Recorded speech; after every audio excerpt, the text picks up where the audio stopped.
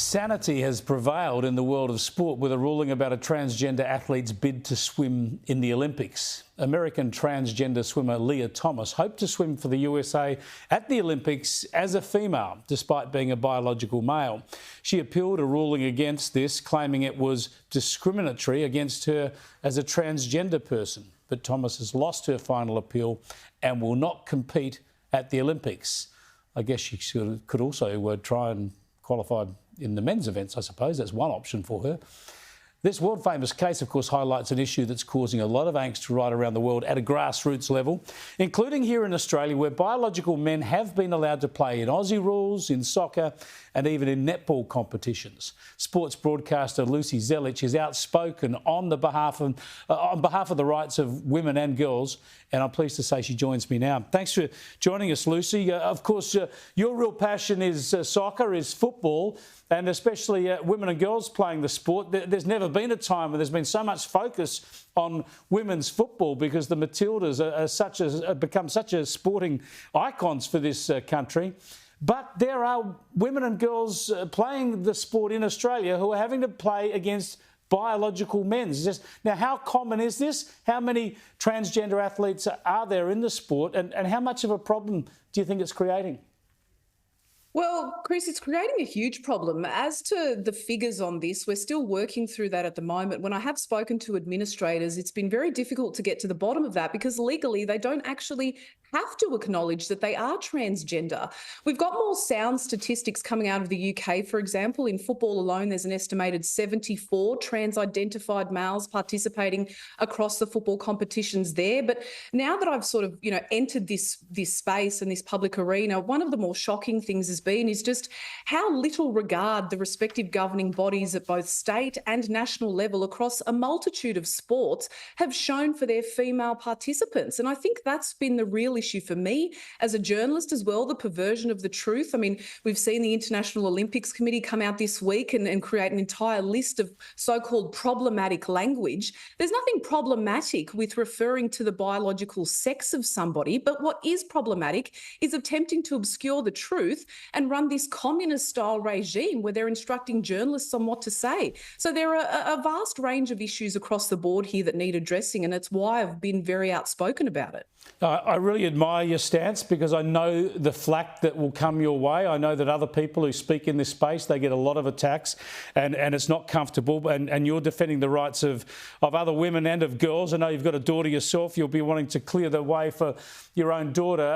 And so it's very admirable. I want to show a statement that Football Australia have sent you. They're saying they're trying to do something in this space. They're undertaking a consultation process as if they're going to change policies or some such. And they're saying their goal is to arrive at a fair and reasonable outcome that respects the diverse perspectives within our community.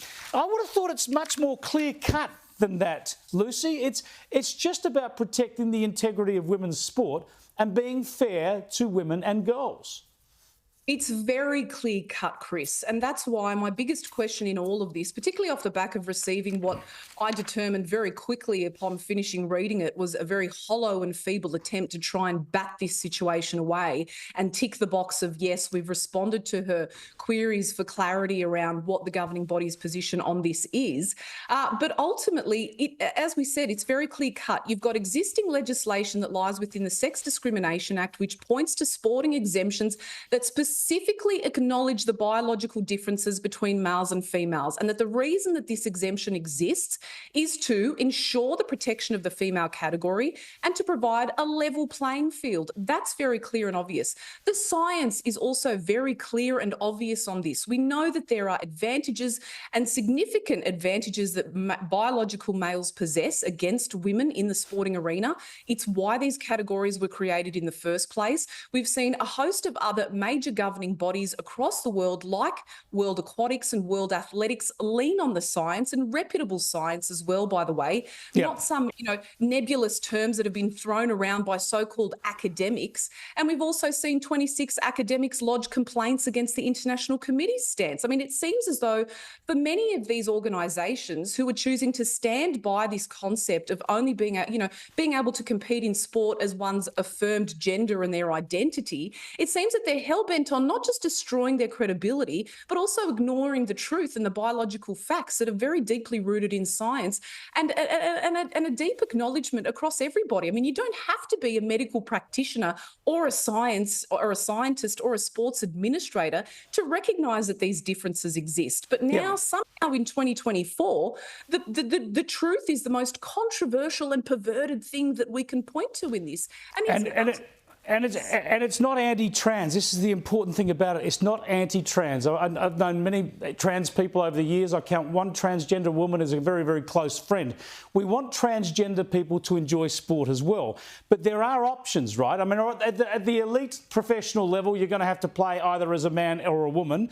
But in the lower levels, there'll be mixed competitions, if you like. You can always play in the men's team or you can play in a mixed competition. There's just no need for faster, stronger, heavier males to be playing against little girls or petite women. Is that the way you would see it? Cater for everyone, but just be practical about it. Absolutely. And, you know, it's about respecting everybody in this process, but also acknowledging the truth. I'm really glad that you mentioned that. You know, the fact that women like myself and many others who have paved the way in this space long before I entered this discussion publicly have been demonised and been branded transphobic and bigots and anti-trans, and all of these nasty things have received death threats. I mean, the abuse that's been thrown at these women for simply standing up for the rights of biological women has been, quite frankly, disgusting. And the fact that organisations are very quickly and very rapidly bending the knee to this gender ideology and not placing their female participants at the forefront of their decisions has been, you know, such a perversion of justice in many ways. But ultimately, you know, the conflation of women's rights and trans rights in these issues is why we've arrived to this destination where we're seeing this so-called culture war, so much debate and so much division. You know, had from the outset the decision been, as I said, to place female participants at the forefront of their decision, we wouldn't be seeing this chaos ensue. I would be talking to you, and ultimately mixed categories or open categories, which is something that World Aquatics did last year. They announced an open category for swimmers at the Belgium Championships, and lo and behold, Chris, guess what? Nobody turned up. Why didn't turn up, right? Kieran Perkins, who's the CEO of Sport Australia, has really been, and what I will say, been so disappointing when it comes to the stance on this and the position on this. He has said ultimately that anyone that's basically coming out about this can be attributed to being a bigot and for having these... It's weak. It's weak. They don't want to get the criticism, and it's one of the reasons... It's one of the reasons I admire you so much, Lucy, for speaking out on this. All power to you, and I hope we can catch up again.